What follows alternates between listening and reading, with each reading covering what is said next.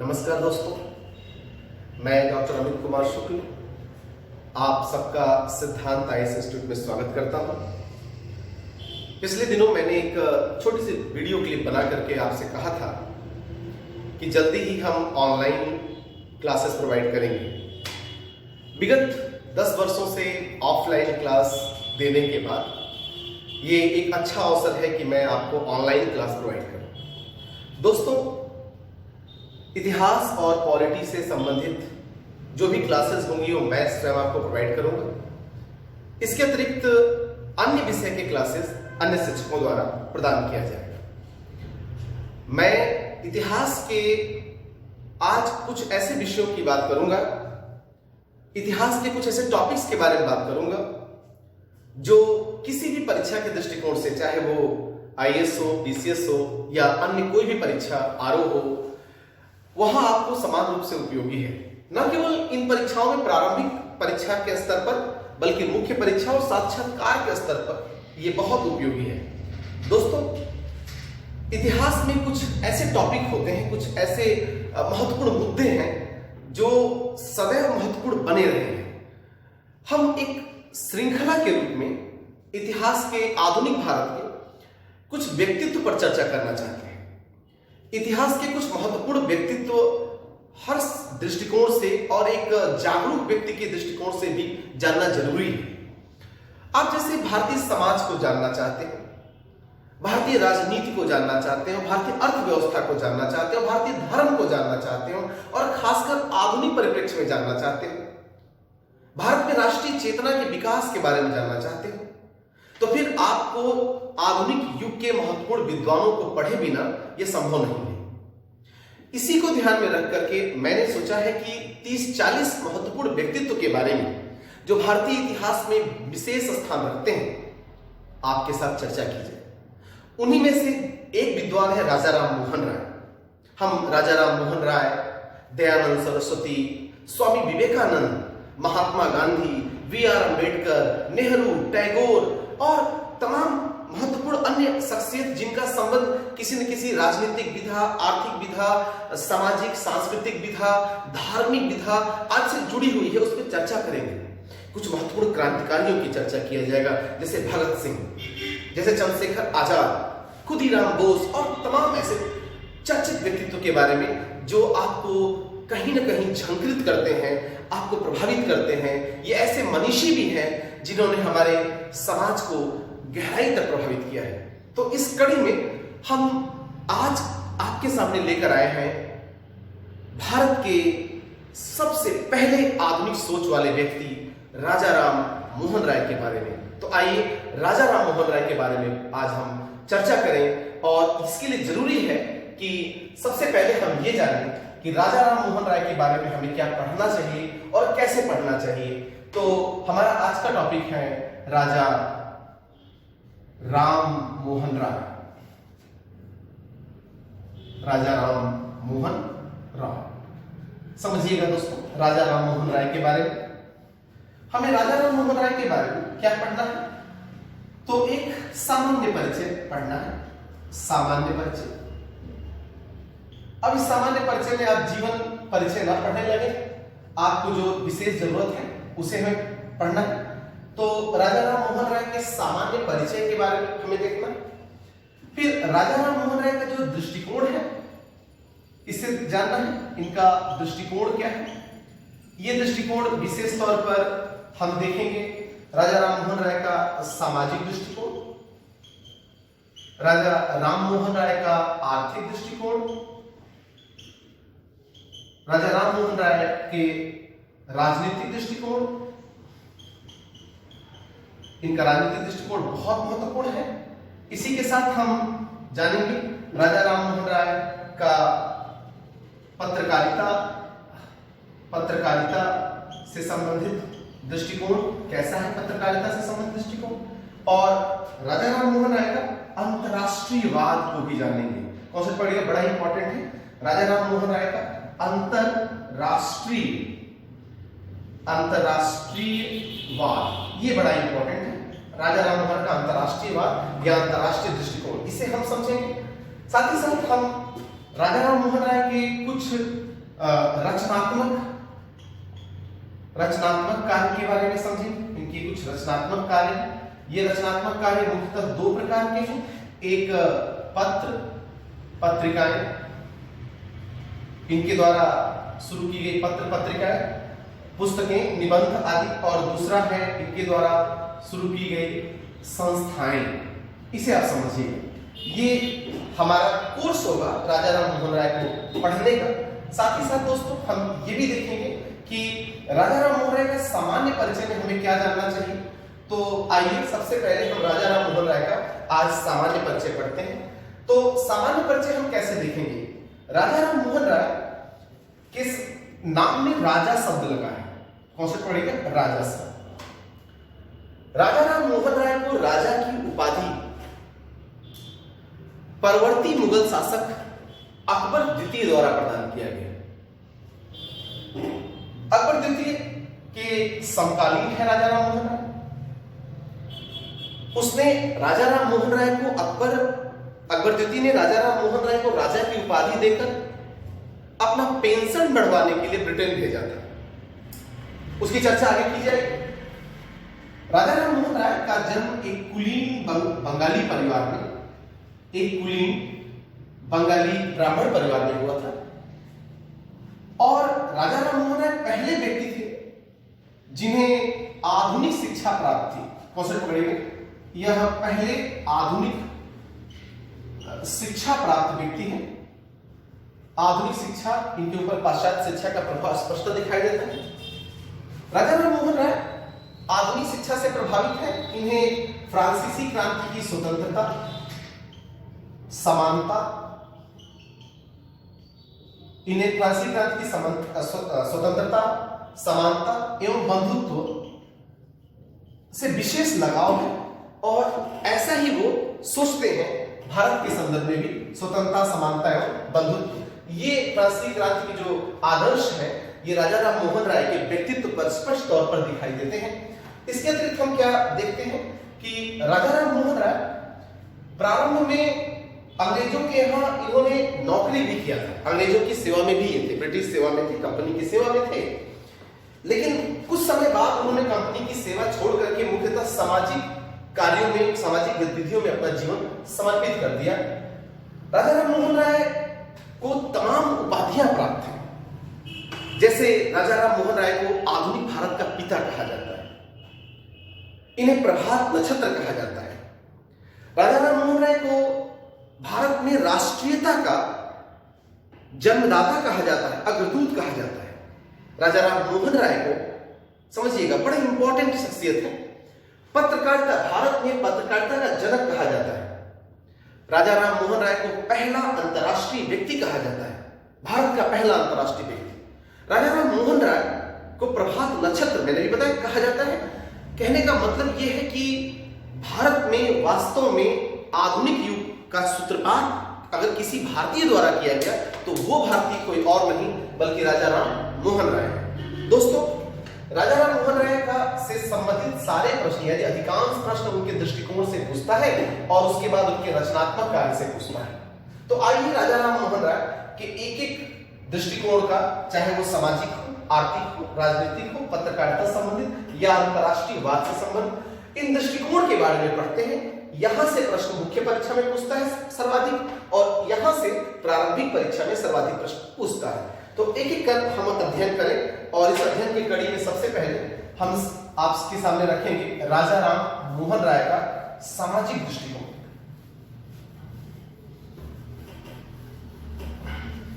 राजा राम मोहन राय का सामाजिक दृष्टिकोण बहुत ही इंपॉर्टेंट है, इसे देखिएगा। इनका जो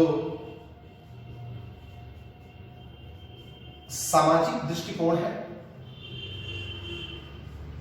वो कैसा है, समझिए।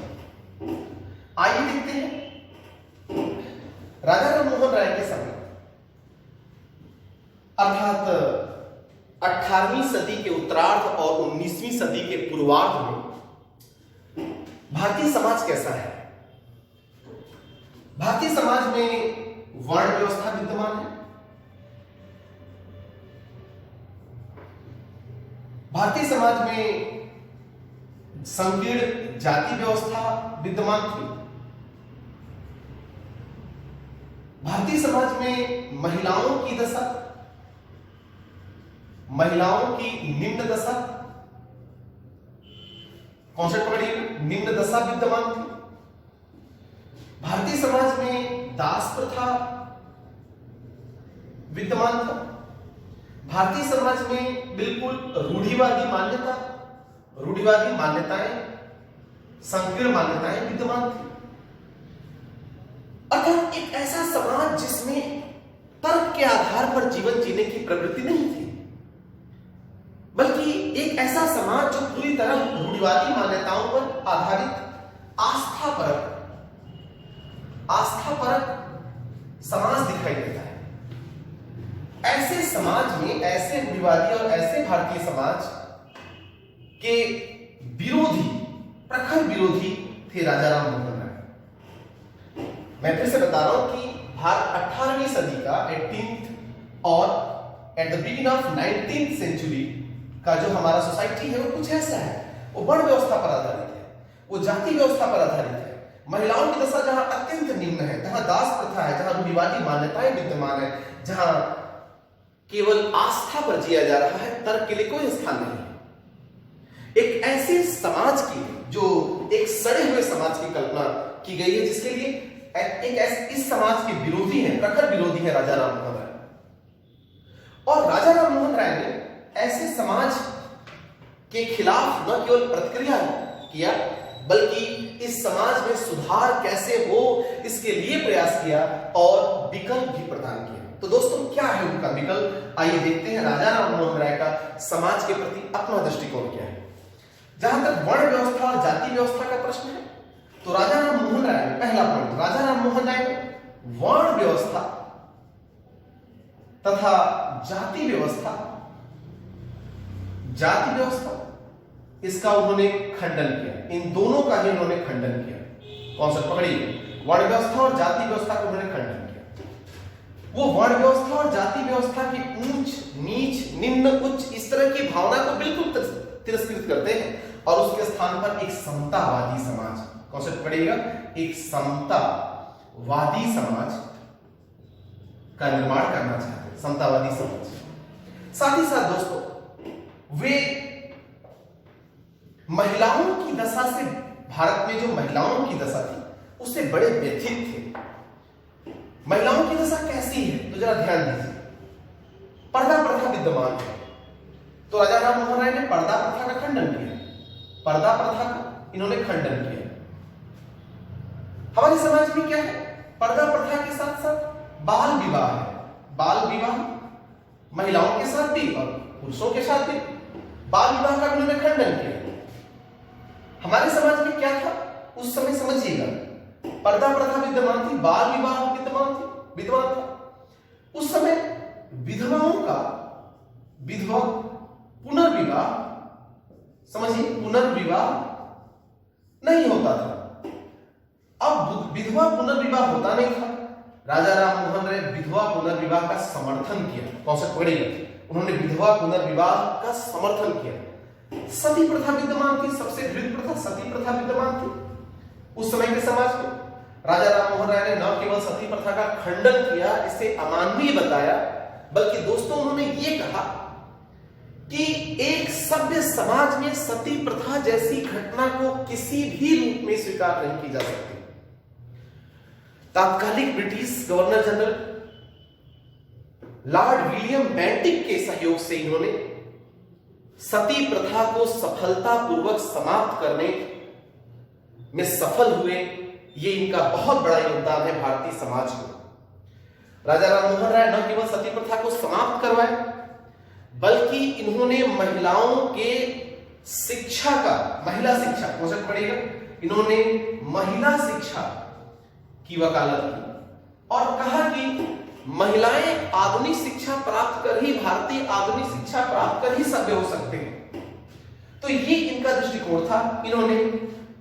इन्होंने बाल विवाह, आपको मैंने पहले ही बताया, इसी तरीके से शिशु हत्या, खासकर कन्या शिशु, समझिएगा, कन्या शिशु हत्या कन्या शिशु हत्या हमारे समाज की अन्य बहुत बड़ी बीमारी थी, एक बहुत बड़ी कमजोरी थी। कन्या शिशु हत्या, ऐसे कन्या शिशु हत्या का इन्होंने प्रबल विरोध किया, खंडन किया कि कन्याओं की हत्या नहीं होनी चाहिए। आगे ध्यान दीजिए दोस्तों, राजा राम मोहन राय ने समाज से संबंधित सभी प्रकार की रूढ़ियों का न केवल खंडन किया बल्कि उसके संबंध में विकल्प भी प्रदान किया। और एक एक कर हम देख रहे हैं कि वो क्या क्या विकल्प हैं। सामाजिक क्षेत्र में राजा राम मोहन राय क्या दिखाई देता है कि इन्होंने एक समतावादी समाज का निर्माण कैसे हो, समतावादी समाज के निर्माण की वकालत, समतावादी समाज के निर्माण की इन्होंने वकालत की। यानी सामाजिक क्षेत्र में हम ये देख सकते हैं कि किस प्रकार से भारत में जो सामाजिक संकीर्णता विद्यमान थी उसे कैसे दूर किया जाए, इसका उन्होंने आजीवन प्रयास किया। आजीवन इसके लिए राजा राम मोहन राय ने संघर्ष किया है दोस्तों। तो राजा राम मोहन राय ने विकल्प के तौर पर समतावादी समाज दिया और समतावादी समाज की जो प्राप्ति है, इन्होंने कहा ऐसे समाज की प्राप्ति केवल और केवल आधुनिक शिक्षा से आ सकती है और कोई रास्ता नहीं है, एकमात्र रास्ता है आधुनिक शिक्षा।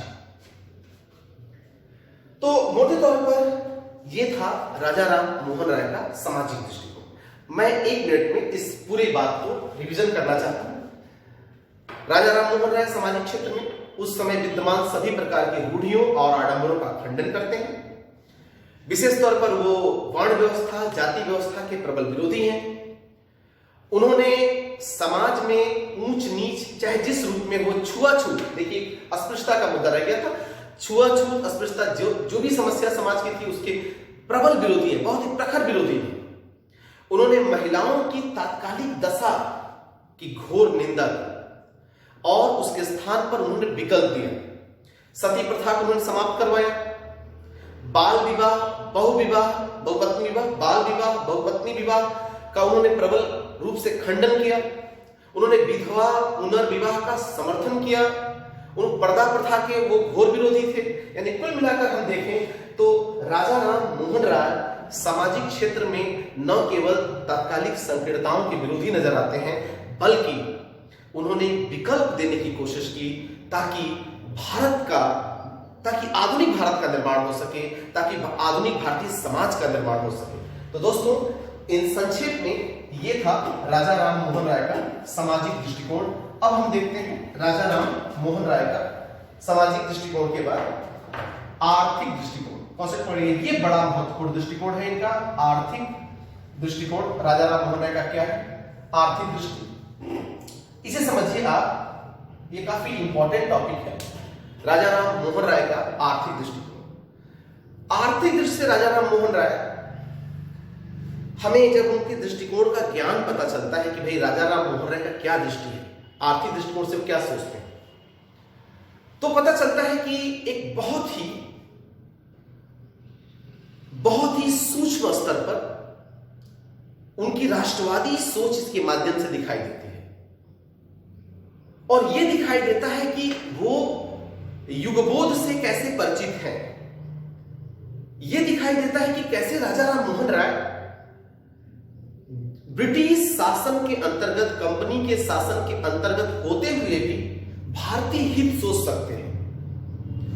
बात कुछ ऐसी है कि 18वीं सदी के उत्तरार्ध और 19वीं सदी के पूर्वार्ध में जब राजा राम मोहन राय अपना आर्थिक दृष्टिकोण दे रहे थे, उस समय की परिस्थितियां, भारत की और ब्रिटेन की तथा विश्व की परिस्थितियां उनकी विचारधारा में स्पष्ट रूप से दिखाई देती है। उस समय की परिस्थितियां क्या है और उन्हीं परिस्थितियों के आधार पर उनका दृष्टिकोण डेवलप होता है। तो आइए समझते हैं कैसे राजा राम मोहन राय का आर्थिक दृष्टिकोण दिखाई देता है। राजा राम मोहन राय ने अंग्रेजों को यह मैसेज देने की कोशिश किया अपनी विचारधारा के माध्यम से कि आप 18th सेंचुरी, कॉन्सेप्ट पढ़िए, 18th सेंचुरी में हमें क्या दिखाई देता है कि ब्रिटेन में इसकी 18वीं सेंचुरी के लास्ट और 19वीं सेंचुरी में ब्रिटेन में औद्योगिक क्रांति हो रही थी। औद्योगिक क्रांति, औद्योगिक क्रांति हो रही थी। औद्योगिक क्रांति हुई जिसमें हमें क्या दिखाई देता है कि 18वीं सेंचुरी में ब्रिटेन में औद्योगिक क्रांति हुई और भारत ब्रिटेन का उपनिवेश है। भारत ब्रिटेन का उपनिवेश, भारत ब्रिटेन का उपनिवेश है और ब्रिटेन में औद्योगिक क्रांति भी हुई। ऐसे में हमें एक बात स्पष्ट रूप से समझना चाहिए कि ब्रिटेन ने भारत का उपयोग दो स्तर पर किया आर्थिक रूप से। वो भारत से कच्चा माल, कौन से पकड़िएगा, भारत से कच्चा माल ब्रिटेन ले जाता था और ब्रिटेन से बना हुआ माल, ब्रिटेन में कारखानों में, फैक्ट्रियों में बना हुआ माल, उत्पादित माल वो भारत लाता था। कॉन्सेप्ट देखिएगा, बना हुआ माल भारत लाता था, यानी कि कच्चा माल भारत से ब्रिटेन ले गया और बना हुआ माल ब्रिटेन से कहां आ गया, भारत आ गया। तो एक तरह से भारत उपनिवेश कच्चा माल भारत से उसे प्राप्त करता था और बाजार के रूप में भारत उसके लिए एक बहुत बड़ा बाजार भी था। कॉन्सेप्ट पकड़िए, एक बाजार भी था। और भारत क्या था, उपनिवेश होने के कारण उसके कच्चे माल का उत्पादक, उसके संसाधनों का उत्पादक भी था। संसाधनों का उत्पादक भी दिखाई देता है भारत और उसके लिए बाजार भी दिखाई देता है। यानी ब्रिटेन कहीं ना कहीं भारत का दो स्तर पे शोषण कर रहा है। एक, न केवल वो भारत में अपनी निर्मित वस्तुएं, उसके फैक्ट्रियों में निर्मित वस्तुओं को बेच पा रहा है, बल्कि भारत से क्या करता है, वो कच्चा माल औने पौने दाम पर, बहुत ही सस्ते मूल्य पर भारत से ले जाता है। ऐसे में क्या होता है कि दो स्तर पे भारत का शोषण करता है। राजा राम मोहन राय ने जब ये देखा तो उन्होंने ब्रिटेन को एक सुझाव दिया। उसने कहा कि भारत से कच्चा माल ले जाने में और ब्रिटेन से बना हुआ कच्चा उत्पादित माल भारत ले आने में एक तो खर्च ज्यादा है। कॉन्सेप्ट पड़ेगा, उन्होंने क्या कहा कि भारत से कच्चा माल ब्रिटेन ले जाने में और ब्रिटेन से उत्पादित माल भारत ले आने में खर्च ज्यादा है, समय ज्यादा लगता है, खर्च और समय दोनों ज्यादा लगता है। अतः उन्होंने एक सुझाव दिया ब्रिटेन को कि आप भारत में ही कारखाना लगा लीजिए। भारत में कारखाना लगा लीजिए। भारत में कारखाना लगाने से आपको क्या होगा कि यातायात पर खर्च जो होगा वो कम हो जाएगा और समय भी कम लगेगा। दोस्तों जरा इसको ध्यान से समझिए। इससे तो ये लगता है जैसे वो ब्रिटेन का समर्थन कर रहे हैं। जी नहीं, भारत में ही कारखाना लगवाने का जो उनका आधार था वो सही मायने में मेड इन इंडिया का पहला कॉन्सेप्ट है। मेड इन इंडिया का राजा राम मोहन राय द्वारा दिया गया पहला कॉन्सेप्ट है कि भारत में ही आप कारखाना लगवा लो। अब जरा समझिए कैसे, इससे भारतीयों को क्या लाभ होगा। अगर भारत में ही कारखाना लग जाए तो पहला पॉइंट नंबर 1, पहला लाभ ये क्या दिखाई देगा कि भारत में आधारभूत संरचना का विकास करना पड़ेगा। अगर भारत में आधारभूत संरचना का विकास होगा तो भारत डेवलप करेगा। दूसरा फायदा क्या होगा, भारतीयों को बड़ी संख्या में रोजगार मिलेगा। अब ये रोजगार कई रूपों में मिलेगा। भाई मजदूर कहां से आएंगे, सारे मजदूर ब्रिटेन से तो आएंगे नहीं, भारतीय मजदूर होंगे तो मजदूर मिलेंगे। लिपिक कहां से आ सकता है, भारतीयों से, अधिकांशतः लिपिक भारत से आता है, सुरक्षा कर्मी भारत से आते हैं।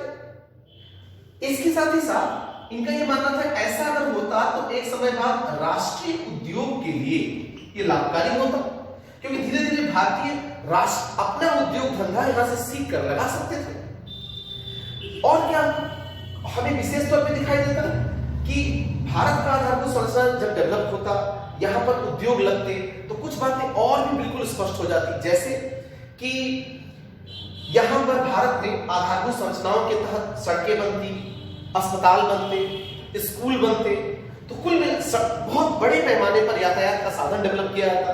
तो कुल मिलाकर होता क्या कि भारतीयों की जीवन दशा का विकास होगा। यानी राजा राम मोहन राय ने बड़ी सूक्ष्मता के साथ अंग्रेजों को यह बताने की कोशिश किया कि आप भारत में ही अपना उद्योग क्यों न लगा लें। एक बार यदि भारत का आधारभूत संरचना का विकास हो जाता तो कहीं ना कहीं भारतीयों को बहुआयामी रूप से फायदा होता। इसी सोच के साथ राजा राम मोहन राय ने यह प्रयास किया था कि एक ऐसा आर्थिक दृष्टिकोण दिया जाए जो अंततोगत्वा भारत के हित में हो, भारत के लिए लाभकारी हो, क्योंकि ब्रिटेन अधिकाधिक कच्चे माल भारत से ले जा रहा था और उसके यहाँ फैक्ट्रियों में बने हुए सामान, फैक्ट्रियों में बने हुए वस्त्र भारत में पहुंचा रहा था। अतः दो स्तरों पर भारत को चोट लग रही थी। एक कच्चा माल जो उसके मूल्य पर, उसके दाम पर भारत से जा रहा था, जिससे हमारे किसानों को बहुत क्षति हुई, और दूसरी तरफ जब फैक्ट्रियों के बने हुए माल भारत आ रहा था तो उस समय हमारे दस्तकारों को, हमारे कुटीर उद्योग को बहुत क्षति हुई दोस्तों। इसीलिए उन्होंने एक ऐसा विचारधारा दिया कि पहली बार किसी भारतीय ने सोचा मेड इन इंडिया, भारत में बनाओ। इसका सबसे बड़ा लाभ कहीं ना कहीं भारतीयों को होता, क्योंकि इससे भारत का आधारभूत संरचना डेवलप होती। तो दोस्तों ये था राजा राम मोहन राय का आर्थिक दृष्टिकोण। आइए अब देखते हैं इन शॉर्ट राजा राम मोहन राय का राजनीतिक दृष्टिकोण।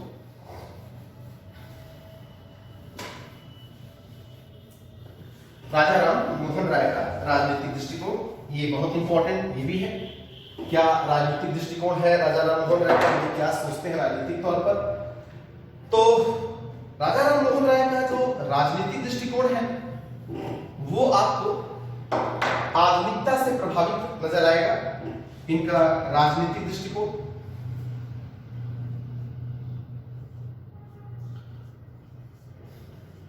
आधुनिकता से प्रभावित नजर आएगा, और इनका राजनीतिक दृष्टिकोण कुछ ऐसा है कि आप ऐसे समझिए, ये फ्रांसीसी क्रांति से बहुत प्रभावित थे, अत्यधिक प्रभावित थे। फ्रांसीसी क्रांति से अत्यधिक प्रभावित थे। पहली बात कि ये फ्रांसीसी क्रांति से अत्यधिक प्रभावित थे। कौशल पकड़िए, अत्यधिक प्रभावित। और फ्रांसीसी क्रांति के आदर्श स्वतंत्रता, समानता और बंधुत्व। फ्रांसीसी क्रांति के आदर्श स्वतंत्रता, समानता और बंधुत्व इनका खुद का आदर्श था। उस आदर्श को इन्होंने भी आत्मसात किया था, और उसी आधार पर वो जीवन के प्रत्येक पक्ष को देखना चाहते थे। हम दूसरी चीज क्या देखते हैं कि न केवल फ्रांसीसी क्रांति से प्रभावित थे और उसके आदर्श को अपना आदर्श बना चुके थे, बल्कि इन्होंने राजतंत्र का विरोध किया। ये राजतंत्र के विरोधी थे, ये उपनिवेशवाद के विरोधी थे, कौशल पकड़ना। राजा राम मोहन राय न केवल समानता, स्वतंत्रता, बंधुत्व के समर्थक थे, बल्कि ये राजतंत्र के विरोधी थे, ये उपनिवेशवाद के विरोधी थे। दोस्तों राजा राम मोहन राय का ये मानना था कि समानता पर आधारित व्यवस्था ही सबसे श्रेष्ठ व्यवस्था होती है। अर्थात लोकतंत्र कहीं न कहीं इनके विचारों में दिखाई देता है। राजतंत्र में समानता संभव नहीं है और उपनिवेशवाद शोषण का पर्याय है। ऐसे में राजा राम मोहन राय उपनिवेशवाद के प्रबल विरोधी नजर आते हैं। उन्होंने राजतंत्रात्मक शासन और उपनिवेशवाद को ध्वस्त होने की कल्पना की। जब फ्रांस में फ्रांसीसी क्रांति सफल हुई तो उन्होंने उत्सव मनाया। और ऐसे ही दुनिया भर में उपनिवेशवाद जहां जहां है वो समाप्त हो, ऐसा वो सोचते हैं। एक तरफ उनकी ये विचारधारा है, तो दूसरी तरफ वो समर्थन करते हैं गणतंत्र का। वो गणतंत्र का समर्थक है, समझिए, गणतंत्र के समर्थक। कॉन्सेप्ट पकड़िएगा, वो गणतंत्र के समर्थक है, वो लोकतांत्रिक शासन के भी इस हिसाब से समर्थक है, ये लोकतंत्र के भी समर्थक है, गणतंत्र के समर्थक है, लोकतंत्र के समर्थक है, तथा एक ऐसा व्यवस्था चाहते हैं जो स्वतंत्रता, समानता और बंधुत्व पर आधारित है। एक ऐसी राजनीतिक व्यवस्था भी चाहते हैं। अब मुद्दा रहा कि अगर इस तरह के सोच के हैं तो भारत में अंग्रेजी शासन के समर्थन में उनकी क्या सोच है, आखिर अंग्रेजी शासन के बारे में वो क्या सोचते हैं। तो दोस्तों, हम एक बात आपको स्पष्ट करते हैं, राजा राम मोहन राय देश काल परिस्थिति सापेक्ष अपनी विचारधारा प्रस्तुत करते हैं।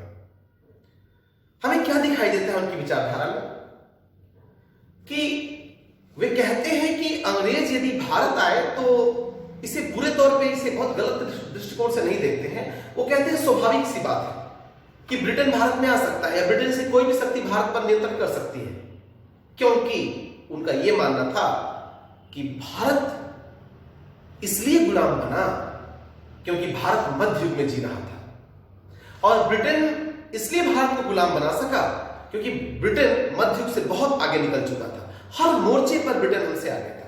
ऐसा राजा राम मोहन राय का मानना है। अंग्रेजों की यह दृष्टिकोण था, अंग्रेजों का यह दृष्टिकोण था व्हाइट्स मैन बर्डन, गोरे लोगों का अधिकार। वो कहते थे कि हम ये पाश्विक, बर्बर, असभ्य मध्य युग में जी रहे लोगों को शिक्षित करने आए हैं, आधुनिकता प्रदान करने आए हैं।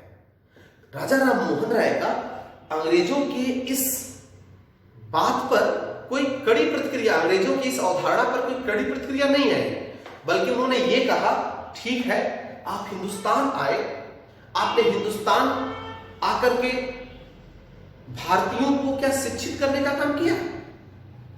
उन्होंने तो कहा कि ठीक है कि आप हिंदुस्तान आए क्योंकि हिंदुस्तान को आपकी जरूरत थी, आधुनिकता की जरूरत थी, लेकिन 40 साल का समय दिया उन्होंने कहा कि 40 वर्षों में आप भारतीयों को शिक्षित करें, उन्हें आधुनिक बनाएं और पुनः राजनीतिक प्रशासनिक जिम्मेदारियों से उन्हें अवगत कराएं और सत्ता भारतीयों को सौंप दें। यानी कहीं ना कहीं उन्होंने यह कहते हुए आलोचना नहीं की तुम्हारे देश में कैसे आ गए, तुम यहां नहीं आ सकते। ठीक है, व्हाइट्स मैन अगर बर्डन है, गोरे लोगों का अधिकार है कि वो दुनिया भर के लोगों को जाकर के शिक्षित करें, आधुनिकता उनके अंदर पैदा करें, तो ठीक है, आप भारतीय आधुनिकता पैदा करिए और फिर भारत से जाइए।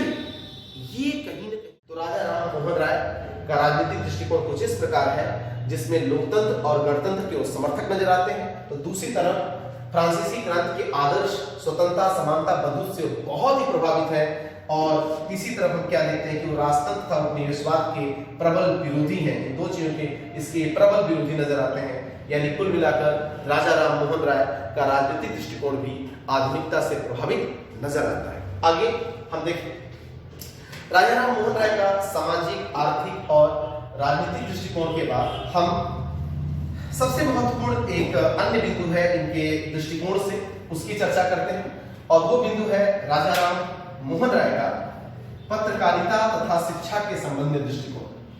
इसे समझिए दोस्तों, इनके पत्रकारिता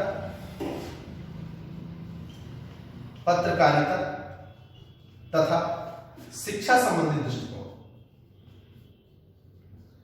शिक्षा संबंधित दृष्टिकोण। मैंने भी आपको कहा कि राजा राम मोहन राय आधुनिक पत्रकारिता के या भारत में पत्रकारिता के जनक माने जाते हैं, बिगिनर यही माने जाते हैं।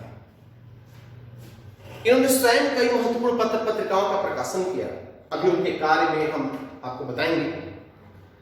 इन्होंने कई महत्वपूर्ण पत्र पत्रिकाओं का संपादन किया तथा उसमें आधुनिक विचारधारा कैसे भारत में आए, इसके लिए उन्होंने बहुत प्रयास किया, लेख लिखे, अधिकारों की मांग किया।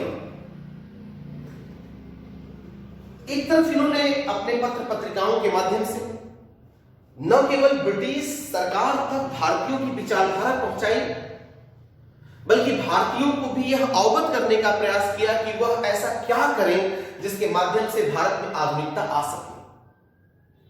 राजा राम मोहन राय ने अपने विचारधारा में, पत्रकारिता संबंधी विचारधारा में यह कहा कि आधुनिक युग की आवश्यकता है पत्रकारिता, और जन जन तक अपने संदेश को पहुंचाने का एक बहुत ही श्रेष्ठ माध्यम है। चाहे ब्रह्म क्रॉनिकल उनका मैगजीन हो, ब्रह्मनिकल मैगजीन, चाहे उन्होंने मिरातुल अखबार शुरू किया हो, संवाद कौमुदी हो, इन तमाम पत्र पत्रिकाओं के माध्यम से राजा राम मोहन राय ने पत्रकारिता के क्षेत्र में सबसे पहले भारत में शुरुआत किया और एक ऐसा मार्ग प्रशस्त किया भारतीयों के सामने कि जल्दी ही हमें क्या दिखाई देता है, 19वीं सदी में भारत में सैकड़ों पत्र पत्रिकाएं संपादित होने लगी। शिक्षा संबंधी उनका दृष्टिकोण बिल्कुल स्पष्ट था कि वो आधुनिक शिक्षा के समर्थक थे। राजा राम मोहन राय आधुनिक शिक्षा के समर्थक थे। आधुनिक शिक्षा, उनका मानना है कि आधुनिक शिक्षा ही सभी प्रकार की समस्याओं के समाधान का तरीका है। यदि आधुनिक शिक्षा बेहतर नहीं हुई, यदि भारतीयों को आधुनिक शिक्षा से वंचित किया गया, तो कतई भारत का विकास नहीं हो सकता। इसलिए शिक्षा वो माध्यम है जो भारतीयों के प्रत्येक मोर्चे पर भारतीयों की तमाम समस्याओं का समाधान करती नजर आती है, चाहे सामाजिक क्षेत्र की समस्याएं हो, चाहे आर्थिक क्षेत्र की समस्याएं हो, राजनीतिक क्षेत्र की समस्याएं हो, धार्मिक क्षेत्र की समस्याएं हो, इन सारी समस्याओं का समाधान आधुनिक शिक्षा में निहित है। राजा राम स्वयं कई भाषाओं के जानकार थे, और न केवल भारतीय भाषाएं बल्कि विदेशी भाषाओं के भी जानकार थे। उन्हें अरबी, फारसी, उर्दू, संस्कृत और अंग्रेजी, फ्रांसीसी तमाम भाषाएं उन्हें आती थी। ऐसा व्यक्तित्व, ऐसा विद्वान जिसे इतनी भाषाएं आती हो, वो भाषा पर बहुत बल देते हैं। और उन्होंने ये कहा कि अगर भारतीयों को शिक्षित करना है तो उन्हें परंपरागत शिक्षा छोड़कर आधुनिक शिक्षा अपनानी चाहिए। यहां पर कुछ लोगों को यह भ्रम हुआ कि क्या वो संस्कृत के तथा अन्य भारतीय भाषाओं के विरोधी थे, तो कतई नहीं।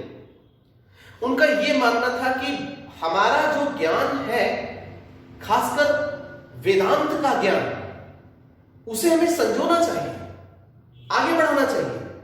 लेकिन हमारी जितनी समस्याएं इस समय है, उन समस्याओं का समाधान आधुनिक शिक्षा में, आधुनिक शिक्षा से ही संभव है। तो राजा राम मोहन राय ने क्या किया, इसको समझिए। आधुनिक शिक्षा के लिए उन्होंने अंग्रेजी शिक्षा पर भी बल दिया। अंग्रेजी शिक्षा पर बल दिया, ये आप हमेशा समझिए, अंग्रेजी शिक्षा पर बल दिया। उन्होंने शिक्षा के क्षेत्र में तर्क बुद्धि पर आधारित शिक्षा पर उन्होंने बल दिया। बिना लॉजिक के, बिना तर्क बुद्धि के अगर कोई भी बात किया जाए तो ठीक नहीं है। शैक्षणिक दृष्टिकोण से उनका मानना था कि न केवल शिक्षा की जरूरत पुरुषों को है, बल्कि समान रूप से महिलाओं को भी है। इन दोनों को यदि सही रूप से आधुनिक शिक्षा प्रदान किया जाएगा, तभी भारत का विकास हो सकता है, भारत को गुलामी से मुक्ति मिल सकती है और तमाम समस्याओं से निजात मिल सकता है। तो दोस्तों, ये था राजा राम मोहन राय का शिक्षा और पत्रकारिता के संबंधित दृष्टिकोण। आइए अब देखते हैं राजा राम मोहन राय का धार्मिक दृष्टिकोण। ये काफी महत्वपूर्ण है, इसे समझना चाहिए कि धार्मिक क्षेत्र में राजा राम मोहन राय क्या सोचते हैं और उनकी क्या विचारधारा है। हमें मालूम है 18वीं सदी का 19वीं सदी के धर्म में भी समाज की तरह से बहुत ही रूढ़ियां विद्यमान थी। राजा राम मोहन राय ने धार्मिक क्षेत्र में कॉन्सेप्ट पकड़िएगा, एकेश्वरवाद। एकेश्वरवाद पर बल दिया, एकेश्वरवाद का समर्थन किया। इन्होंने मूर्ति पूजा का खंडन किया। मूर्ति पूजा का खंडन किया। कॉन्सेप्ट पकड़िए, ये बहुत इंपॉर्टेंट है कि इन्होंने एकेश्वरवाद का खंडन किया, समर्थन किया, तो मूर्ति पूजा का खंडन किया। इन्होंने पुरोहितवाद का खंडन किया। इन्होंने पुरोहितवाद का खंडन करने के बाद बलि तथा अन्य जितने भी धर्म में आडंबर है उसका खंडन किया। इन्होंने यज्ञ का भी खंडन किया, यज्ञ का खंडन किया और इन सब के स्थान पर उन्होंने एक निर्गुण निराकार ब्रह्म की उपासना, निर्गुण निराकार ब्रह्म की उपासना पर उन्होंने बल दिया। अपने एकेश्वरवादी दृष्टिकोण को तथा निर्गुण निराकार ब्रह्म की उपासना के दृष्टिकोण को प्रचारित प्रसारित करने के लिए उन्होंने ब्रह्म समाज की स्थापना की। कुल मिलाकर हम ये देखते हैं कि राजा राम मोहन राय का धार्मिक दृष्टिकोण भी लोकतांत्रिक पद्धति पर आधारित है। उन्होंने एक ऐसी विचारधारा प्रकट की है जो विशुद्ध रूप से एकेश्वरवादी सोच का परिचायक है। इन्होंने अपने धार्मिक विचारधारा के प्रचार प्रसार के लिए कई महत्वपूर्ण कार्य किए, जिसमें सबसे महत्वपूर्ण है सामाजिक और धार्मिक दृष्टिकोण दोनों के प्रचार प्रसार के लिए ब्रह्म समाज की स्थापना। और इसके अतिरिक्त राजा राम मोहन राय ने अन्य कई महत्वपूर्ण कार्य किए हैं जिन्हें हम एक एक करके देखेंगे। राजा राम मोहन राय ने इस्लाम के तौहीद इलाही से बहुत प्रभावित थे। यह तौहीद इलाही भी एक तरह से एकेश्वरवादी विचारधारा है जो एकेश्वरवाद की मान्यताओं पर आधारित है। इनका दृष्टिकोण सामाजिक क्षेत्र में तथा धार्मिक क्षेत्र में, दोनों ही क्षेत्रों में राजा राम मोहन राय का दृष्टिकोण सामाजिक क्षेत्र में तथा धार्मिक क्षेत्र, दोनों ही क्षेत्रों में मानवतावादी है। यानी इनके दृष्टिकोण में क्या नजर आता है? मानवतावादी। ये मानवतावादी दृष्टिकोण है। साथ ही साथ ये एक ईश्वर और एक धर्म का समर्थन करते नजर आते हैं। और ये एक ईश्वर तथा एक धर्म कहीं न कहीं मानवतावाद से ही संभव है। तो राजा राम मोहन राय का धार्मिक दृष्टिकोण कुछ इस प्रकार है दोस्तों। अब हम देखते हैं राजा राम मोहन राय का अंतरराष्ट्रीयतावाद। इसे समझिए, राजा राम मोहन राय का अंतरराष्ट्रीयतावाद क्या है? राजा राम मोहन राय की अंतरराष्ट्रीयतावाद भी उनके मानवतावादी दृष्टिकोण पर ही आधारित नजर आता है। इसको समझिए। उन्होंने दुनिया भर में जहां कहीं भी, न केवल भारत, दुनिया भर में जहां कहीं भी शोषण हो रहा है, न केवल उस शोषण के खिलाफ आवाज उठाने की चेष्टा की, बल्कि दुनिया भर में जहां कहीं भी लोकतांत्रिक समाजवादी क्रांतियां होती थी, उन्होंने उसका समर्थन किया। दोस्तों, राजा राम मोहन राय का अंतरराष्ट्रीयतावाद उनके कई महत्वपूर्ण कार्यों से दिखाई देता है। जैसे जब 1821 में नेपल्स की क्रांति विफल हुई। मैंने कहा कि जब 1821 में नेपल्स की क्रांति विफल हुई तो राजा राम मोहन राय को बहुत दुख हुआ। तो दूसरी तरफ हमें क्या दिखाई देता है कि जब 1823 में स्पेन में संवैधानिक शासन की स्थापना हुई तो उन्होंने कलकत्ता में अपने मित्रों को भेज दिया। वे फ्रांसीसी क्रांति की सफलता पर भी बहुत प्रसन्न थे। एक तरफ दुनिया भर में उपनिवेशवाद जहां जहां है उसके वो विरोधी है, तो दूसरी तरफ जहां जहां भी क्रांतियां सफल हो रही हैं, लोकतांत्रिक शासन, गणतंत्रात्मक शासन की स्थापना हो रही है, उसका उन्होंने समर्थन किया। तो कुल मिलाकर हमें यह दिखाई देता है कि उनका अंतरराष्ट्रीयवाद भी बहुत ही व्यवहारवादी और मानवतावादी दृष्टिकोण पर आधारित है। आगे हम देखें राजा राम मोहन राय का सबसे इंपॉर्टेंट टॉपिक जो प्रारंभिक परीक्षा के लिए है वो है इनके रचनात्मक कार्य। रचनात्मक कार्यों को मैंने कहा कि दो भागों में बांटकर देखना चाहिए हमें। एक, इनके द्वारा शुरू की गई पत्र पत्रिकाएं। तो हमें मालूम है कि राजा राम मोहन राय ने कई महत्वपूर्ण पत्र पत्रिकाओं का संपादन अपने जीवन में किया है। उन्हीं में से हम एक एक पत्र पत्रिकाओं की चर्चा करेंगे। जैसे राजा राम मोहन राय ने सबसे पहले क्या किया कि उन्होंने कुछ महत्वपूर्ण पत्र पत्रिका अपने जीवन में निकाले, जैसे मिरातुल अखबार। मिरात उल अखबार। जैसे मिरात उल अखबार, जैसे संवाद कौमुदी, जैसे ब्रह्म निकल मैगजीन, ये इनके द्वारा स्थापित, कुछ इनके द्वारा प्रकाशित और लिखित कुछ महत्वपूर्ण पत्रिकाएं थी। इसके अतिरिक्त हमें यह भी दिखाई देता है कि राजा राम मोहन राय ने अपने जीवन में कई महत्वपूर्ण मुद्दों पर लेख भी लिखे हैं।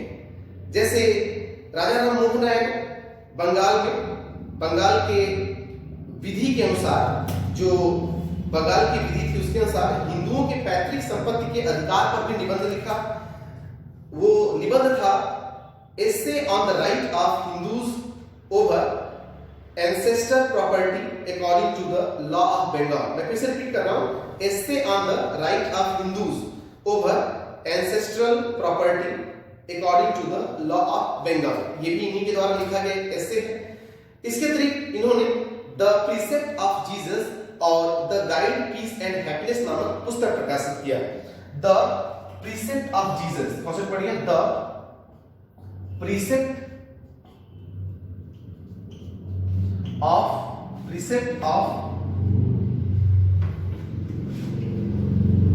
जीसस,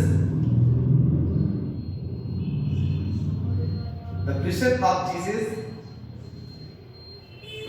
ये इनकी एक पुस्तक थी। और दूसरी पुस्तक उनकी है the guide peace and happiness. The guide peace and happiness, the guide peace and happiness, ये इन्होंने प्रकाशित किया था। ये दो पुस्तकें इनकी प्रकाशित है। अब इसके अतिरिक्त हम क्या देखते हैं कि रचनात्मक कार्यों का जो दूसरा पक्ष है वो है, इसको लिख लीजिए, उनके रचनात्मक कार्यों का जो दूसरा पक्ष है वो है राजा राम मोहन राय द्वारा कई महत्वपूर्ण संस्थाओं की स्थापना की गई। इस क्रम में हमने देखा कि उन्होंने 1815 में आत्मीय सभा की स्थापना की। आत्मीय सभा, कौन से पढ़िए, बड़ा इंपॉर्टेंट है। उन्होंने 1815 में आत्मीय सभा की स्थापना की, जिसका उद्देश्य था एकेश्वरवाद का प्रचार करना। दूसरा, उन्होंने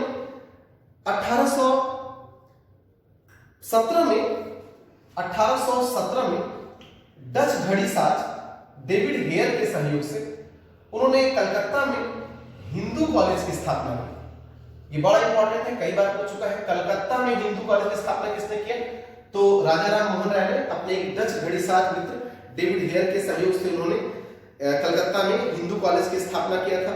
तीसरा, हम ये देखते हैं कि राजा राम मोहन राय ने 1825 में एक बहुत ही महत्वपूर्ण वेदांत कॉलेज की नींव रखी थी, जिसका उद्देश्य भी था एकेश्वरवादी दर्शन का प्रचार करना। कौन सा पढ़ेगा?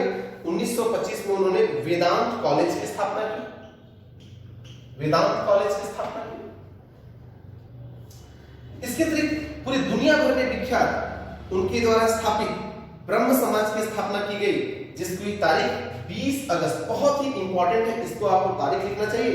20 अगस्त 1828 को 1828 को इन्होंने ब्रह्म समाज की स्थापना की। ब्रह्म समाज की स्थापना की। ये चारों आप लिख लीजिए। 1815 में आत्मीय सभा, 1817 में हिंदू कॉलेज की स्थापना कलकत्ता में, 1825 में